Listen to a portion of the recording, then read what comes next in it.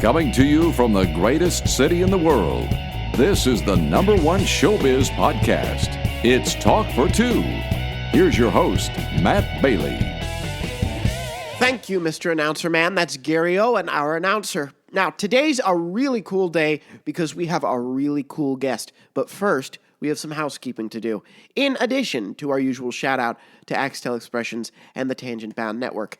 Steve Axtel, puppet innovator extraordinaire, deserves your thanks. Drop him a line at axtel.com or on his Facebook page and tell him how much you appreciate his support of this program.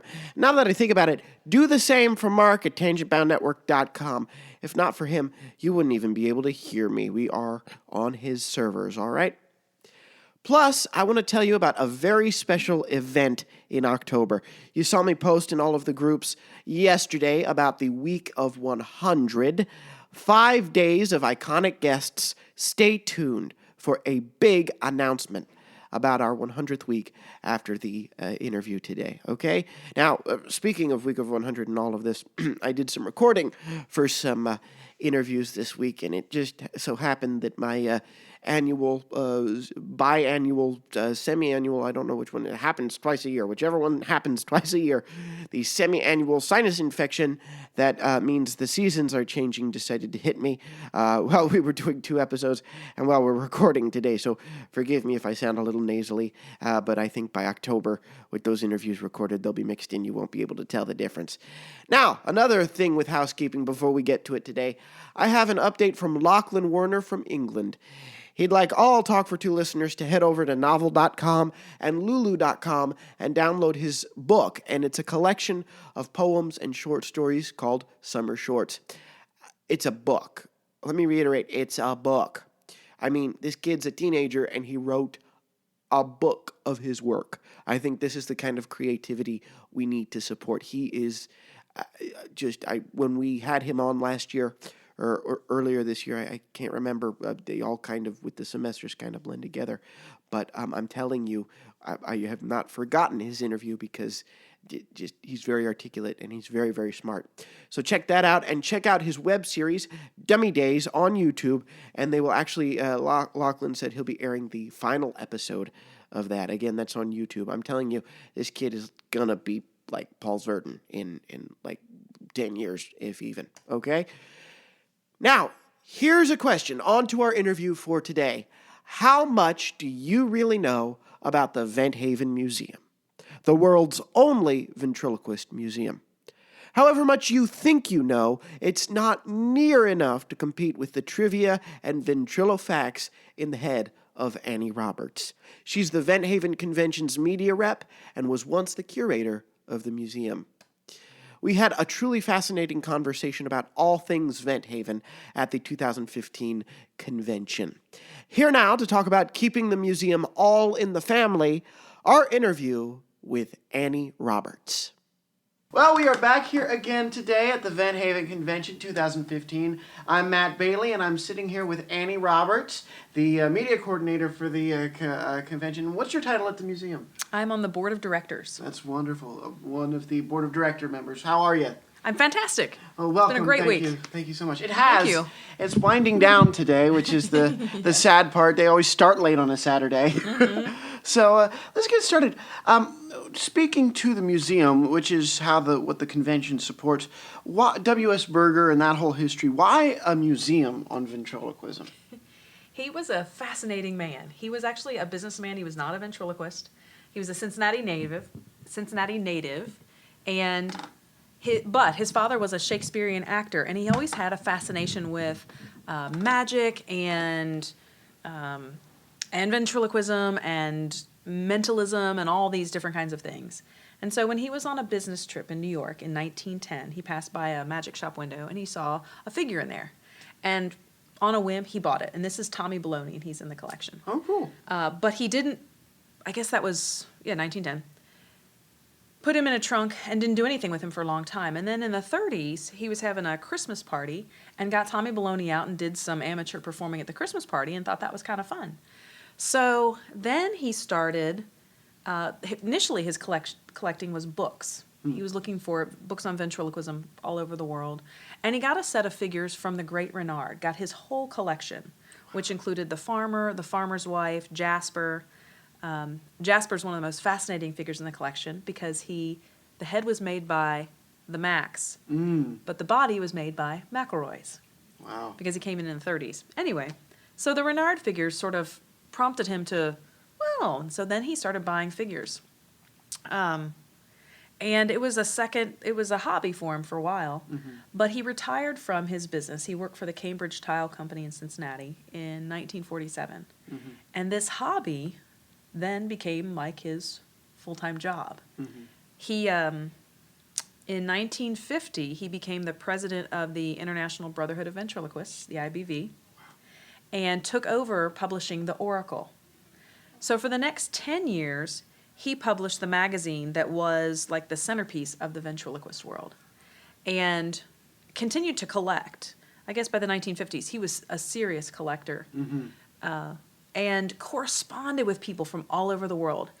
Wrote letters. He probably wrote as many as maybe 50 letters a week, which is a lot. That's a lot, yeah. But the amazing thing was he would use carbon paper when he would type his letters. So someone would write to him, and then he would use carbon paper, and the top copy would go back to the person, but then he would have a copy of his own letter, and he would put in the file. Oh, that's awesome. So we have about 5 drawers of correspondence, over 1 million pieces of paper that have both sides of the conversation. Oh, wow. So with some people, like with Peter Rich, he corresponded with him for over 40 years. And we have 4 folders full of their correspondence, and it's not just Peter Rich's letters, it's WS's too, and they're little snapshots in time. It's a great archive. That's wonderful. That a lot of people don't know exists or ever get to see. Yeah, that should be on display. You should have some glass cases, put those out.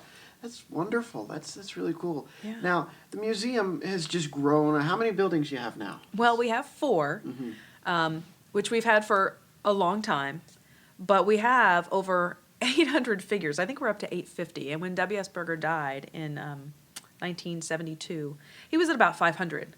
So still pretty much the bulk of what you see he collected in his lifetime. That's incredible. Yeah. Now, But we get like 20 or 30 each year. It's amazing. That's just incredible. And I know that like Sammy King, when he retired with Francisco, Yes. you got the last Francisco that he ever Yes. performed with. And I was here that year, and he got, I think, a 20-minute standing ovation for that performance. What a great night that was. Yeah, and then the next... Was that the closing show that year? Yes, it was. Okay. Well, Yeah. then the next year, I was going to say the next night, but the next year to go into the museum and see it displayed. How do you display, especially the soft figures, how do you set up a display that treats the figure well and shows them well, but also is respectful of not damaging the mechanics and doing harm to the character? Well, that's a great question. Sometimes it seems like we use a lot of duct tape and bubble gum. Not really. No. But for the soft figures, sometimes we have dowel rods. Sometimes we get 2-liter bottles and empty them out and put something like rocks or something heavy to make it stable. And then getting them to prop up, and it's like okay, don't move it, back away slowly. Don't knock the dummy, because then when you knock it, then you got to set it up again. So sometimes that's difficult. Mm-hmm. In terms of overall displays, conceptually, each building has a theme. Yeah. So that somewhat determines where figures go once they're donated. The middle building has the most figures. And so it's got some family groupings, it's got the bleachers, it is more sort of random in nature. Mm-hmm. The Josephine Berger building, which we call the third building, is the schoolroom. That's our figure maker building.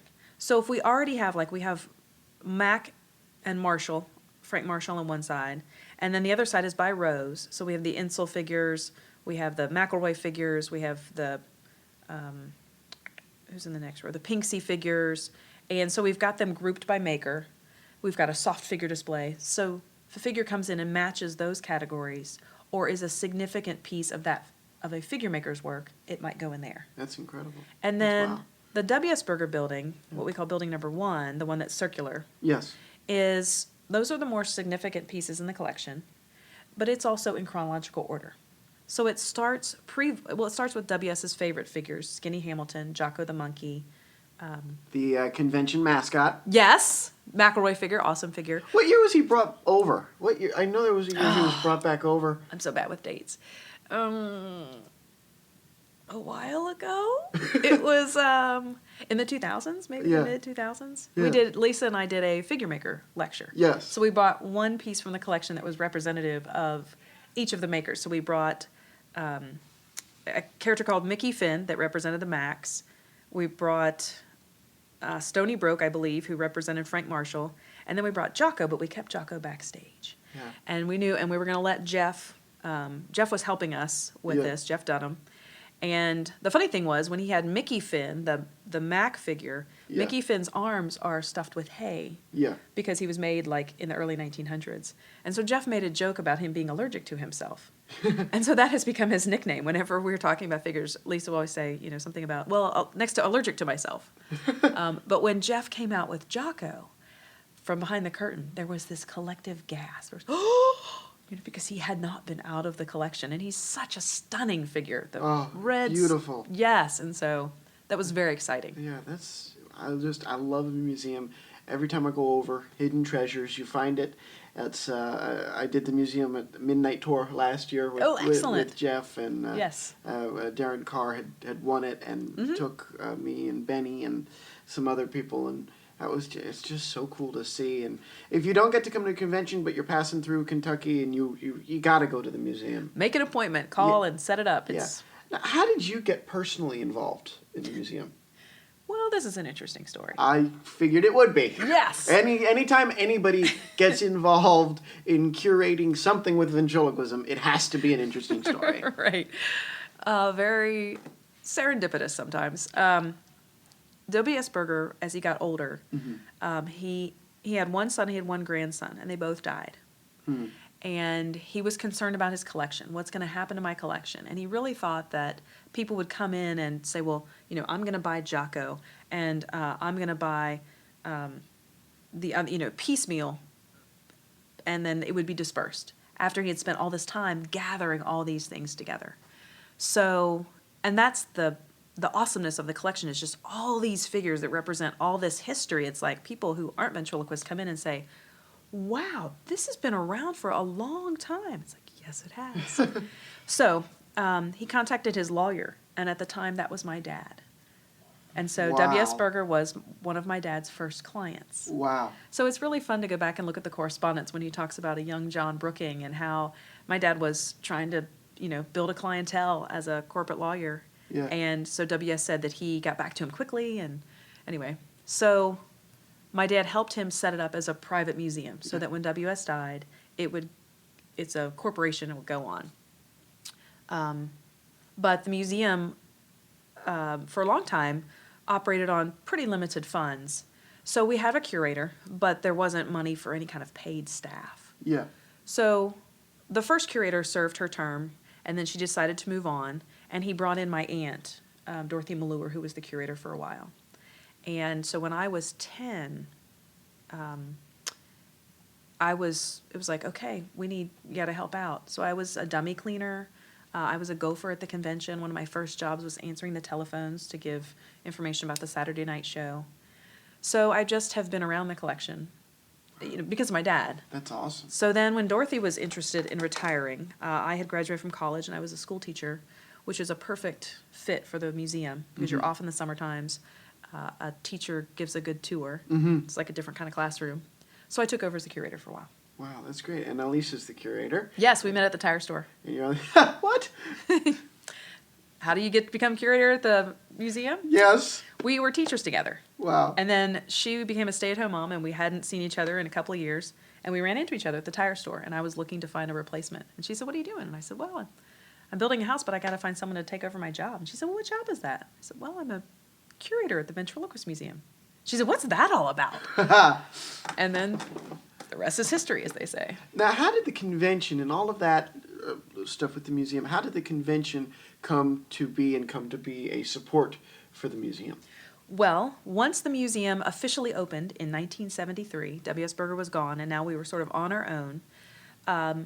The board of directors, with my dad as the president of the museum, assembled a board of advisors, the ventriloquists. We need ventriloquists to get on board to support this.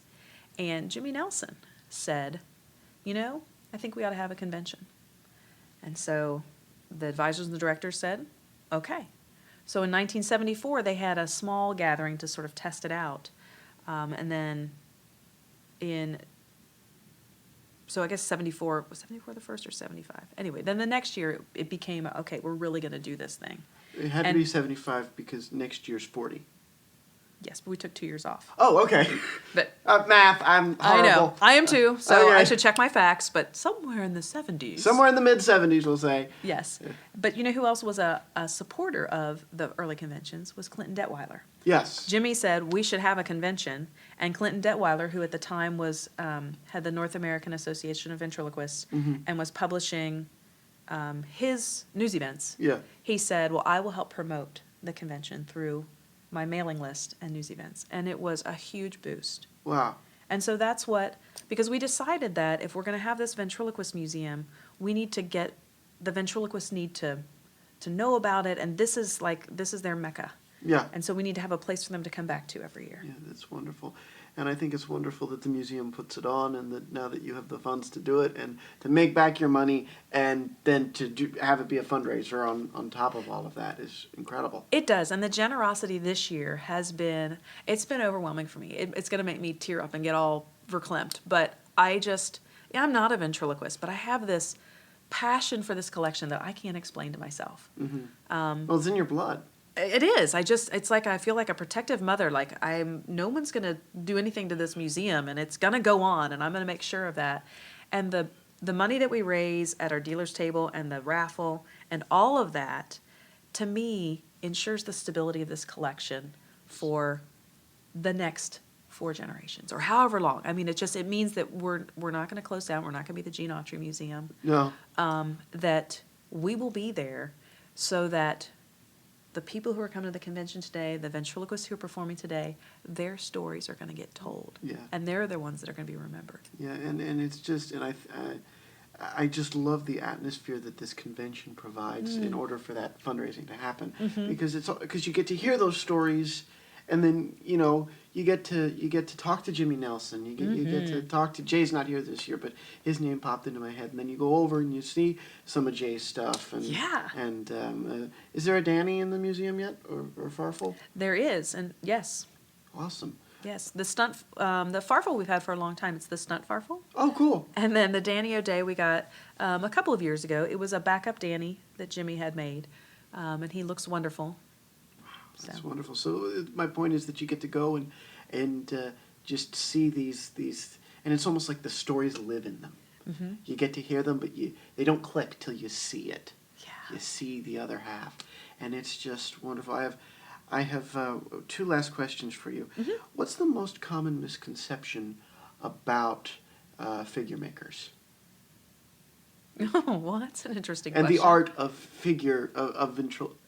ventriloquial figures, I should say, just in general, since that's what the museum features. From a general public standpoint, or from ventriloquists? Both. Because they're different. Well, from the general public standpoint, they often come in and it's clear they've bought into this idea that becomes a living being, because that we have to overcome this is creepy almost with every tour.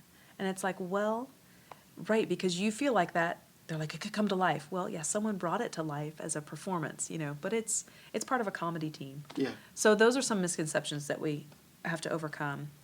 And the other thing is, in terms of figure making, each piece in the collection really is the product of 2 artists most of the time. You had the artist that created it, the figure maker, that gave it the personality, sculpted it, carved it, put the mechanics in. But then you have the performer that picked it up and gave it a personality. Yeah. And so, out of 800 figures, that's a lot of people, a lot of artistry, a lot of talent that's housed in those buildings. Absolutely. And my absolute last question is, you mentioned that the museum to go on for generations and generations to come. Yes. What's your ultimate dream for the Vent Haven Museum? What would you like to see? Where would you like its place in history to be? Well, wow. I think my dream for Vent Haven is that we've talked about possibilities. Would we ever go somewhere else? Would we ever move the collection? And we've sort of determined at this point know that the charm of the museum is that it's on W.S. Burger's property. It's on this little residential street. We've had a lot of people come that say, this is just wonderful. Don't do anything to ruin this charm. Yeah. So whatever we do in our growth and our forward vision, we want to maintain that because we think that's the heart and soul. We don't want to become, we've had other people say, well, I went to other puppet museums and they're very sterile. It's like, well, we don't want that. But it's still, we want it to be the mecca of ventriloquism. Yeah. We want to be good neighbors in Fort Mitchell. Yes. But, I don't know.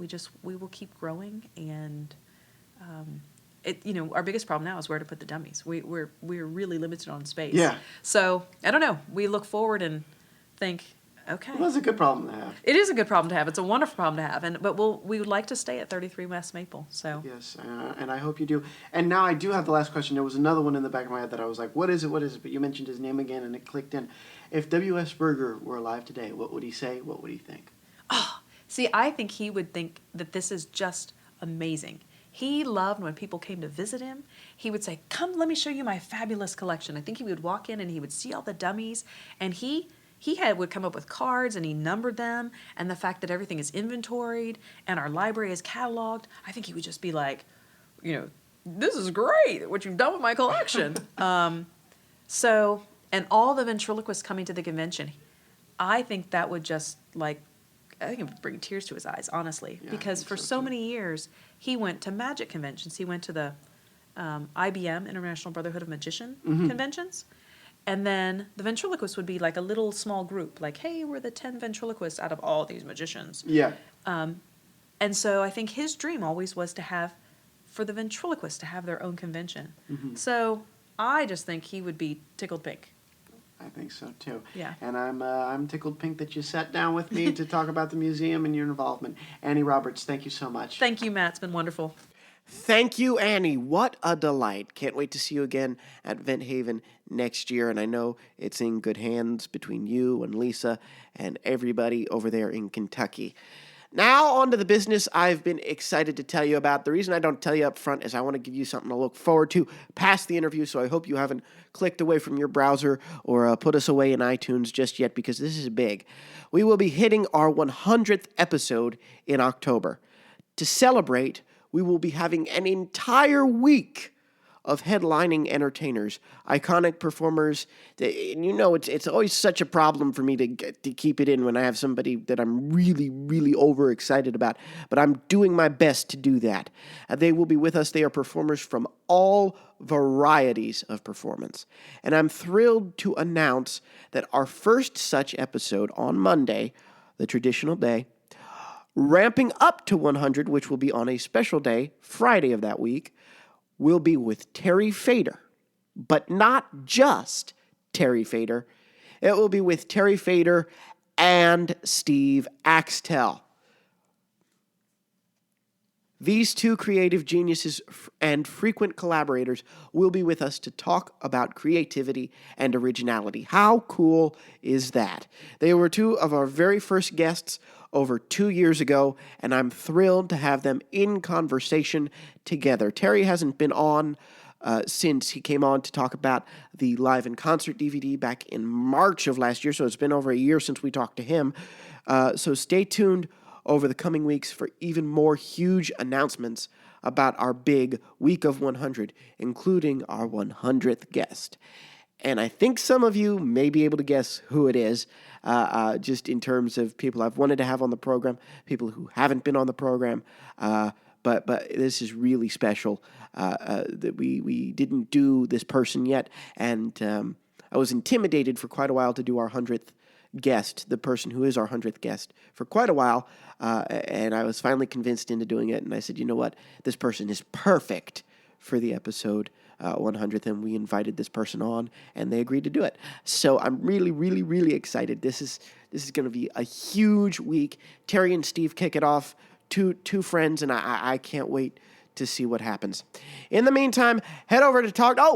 Before we go into this rote thing about the end of the episode, give me your questions, and I'll reiterate this when I post in different groups. We haven't recorded yet We aren't recording till October.